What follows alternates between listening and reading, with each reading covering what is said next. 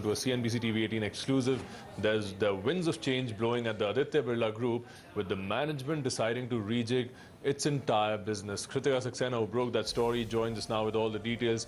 Kritika, what seems to be the trigger for the move, and what's the plan going forward?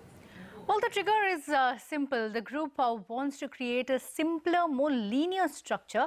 So they have rejigged their strategy, and they want to now focus on two things. One is increasing their core strengths and core assets, and two, they will increase core assets, but while diversifying in growth areas and growth sectors. Now, what does that mean? We understand from our sources that AB Dover is looking at de-merging all the non-financial businesses. The purpose of that is that AB Dover will have only the financial services businesses catering within the company, and that may also to an extent include Aditya Birla Money. These are very initial conversations, but what will happen is that all the non-financial services businesses will then be merged, will be then put into a separate holding entity. That holding entity will be responsible for the investments across the board over and above the financial services. At a later date, there is a possibility that they may consider merging that holding company thereby with Grasim, but that will be considered only at a later date. The demerger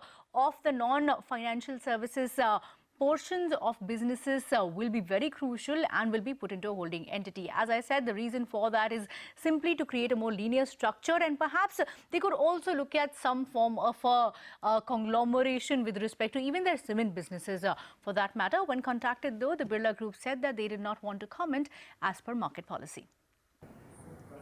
Right, Kritika, and so